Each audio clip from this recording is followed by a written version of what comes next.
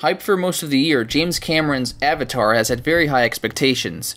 Created with a new stereoscopic camera technology that mimics what the human eye can see, Cameron hoped to push a story he's worked on since 1995 to the forefront, but he hesitated until the technology was ready for it. Now that it's finally here, does Avatar live up to the hype? The movie introduces Jake Sully, played by Sam Worthington, a former Marine who was paralyzed from the waist down and resides in a wheelchair. His brother was killed in battle, so Jake takes his brother's place and hopes to use his avatar, a body of one of the natives on the planet Pandora, known as the Na'vi. The avatar is mixed with human DNA, and Jake is linked to this hybrid when he sleeps, similar to The Matrix or the more recent movie Surrogates. Sigourney Weaver plays Dr. Grace Augustine, who is angry with Jake's involvement in the Avatar program because of his lack of training and experience compared to his brother, and gives him a lot of trouble about it. And Jake is cocky, feeling that his time in the Marines is all the training he ever needed. On Pandora, an extravagant planet with luscious landscapes and glowing forests and trees, Jake in his new avatar body leads Dr. Augustine through the deep yet colorful forests of Pandora, only reaching trouble.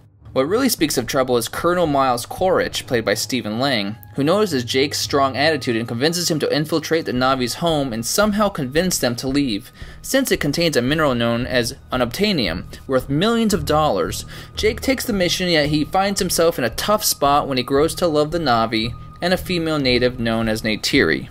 James Cameron immerses you in the world of Pandora, making every detail, creature, and setting come to life. By the time the movie is over, you don't want to leave this place. You've grown to love it as much as the Na'vi do. At one point in the movie, I remember thinking, this is what people must have felt like back in the 70s, first seeing Star Wars. The performances are good enough to tell a story, but I'm not too sure what to say about the avatars and Na'vi, and whether to call them performances or not.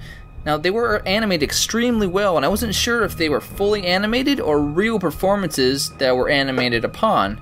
Either way, the Na'vi and avatars are extremely convincing and lifelike, and you can't keep your eyes off them. It's paced extremely well, and there's never a dull moment because you find yourself very involved with the story, and mostly the world of Pandora.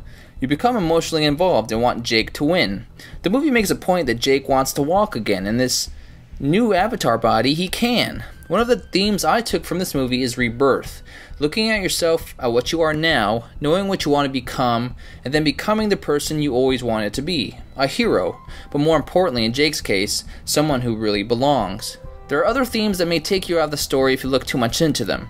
The plot about unobtainium is strikingly similar of the US invading the Middle East for oil, and the story resembles movies like Dances with the Wolves, The Last Samurai, and others, where a man is introduced to a new culture, and instead of fighting against it, learns to love it, and then joins sides with this culture, and then fights against the home team.